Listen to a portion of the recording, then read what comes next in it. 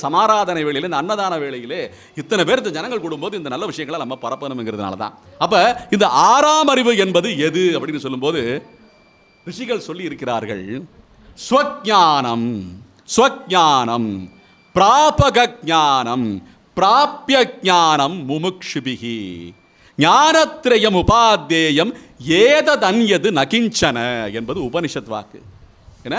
ஸ்வஞானம், பிராபக ஞானம், பிராப்ய ஞானம், முமுக்ஷுபிஹி, ஞானத்ரயம், இந்த ஞானம் மூன்று ஞானம், ஞானத்ரயம் உபாத்தியேயம் ஏததன்யது நக்கிஞ்சன அப்படின்னு சொல்றாங்க ரிஷி வாக்கு. அப்ப ஸ்வஞானம்னா என்ன? தான் யார் என்ற ஞானம். என்ன? தான் எதற்காக வாழ்கிறேன், தான் எதை நோக்கி பயணிக்கிறேன், அந்த வழியை பற்றிய பிராபக ஞானம். பிராப்ய ஞானம் என்றால் எதை அடைய போகிறோமோ அதை பற்றிய ஞானம். இந்த மூணு ஞானம் இல்லாதவன் புல்லுக்கு சமமானவன் என்று உபனிஷத் வாக்கியங்கள் கூறுகின்றன.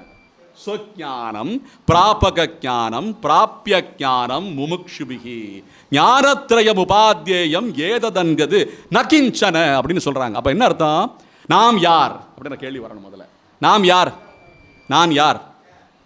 நான் கையா, காலா, மூக்கா, செவியா, இல்லை நாக்கா, உடலா?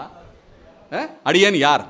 அடியேன்னு சொல்லிக்கிறேன். நானுங்கிறது அடியேனா மாறிடுச்சு. ஏன்னா நான் கிடையாது. நான் செத்து வர வேண்டும் என்றனால நானுங்கிற வார்த்தை போய் நான் அடியேன்னு தான் சொல்லணும். ஏன்னா நாமெல்லாம் அடிமையாக தானே இருக்கிறோம். ஏதாவதுனுக்கு அடிமையாக இருக்கிறோம். பகவான் வெங்கடேசனுக்கு ராமச்சந்திர பிரபுவுக்கு அடிமையாக இருக்கலாம் இல்லையா?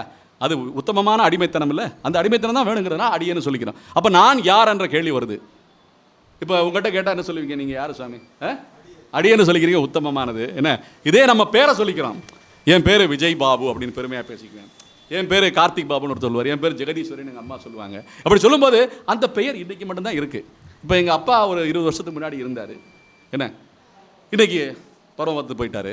அப்போ அவர் பேர் என்னன்னா, அவர் ஒரு ஆத்மா, அவர் ஒரு ஜீவாத்மா. என்ன? அவர் பேர் இன்றைக்கு இந்த ஜென்மத்துக்கு அடையாளம். இப்போ என்ன ஜென்மமாக இருப்பாரோ வைகுண்டத்தில் இருந்தால் அவர் பேர் வேறு.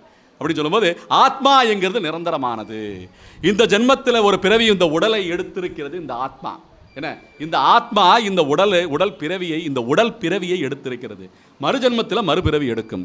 ஏன்னா போன ஜென்மத்தில் வேற பிறவியாக இருந்திருக்கும் சொல்லும்போது இந்த சுழற்சியிலே நிரந்தரமானது எது என்றால் அந்த ஸ்வஞானம், நான் யார் என்ற ஞானம், ஆத்மா என்ற ஞானம். அதான் உண்மையான விஷயம். நம்ம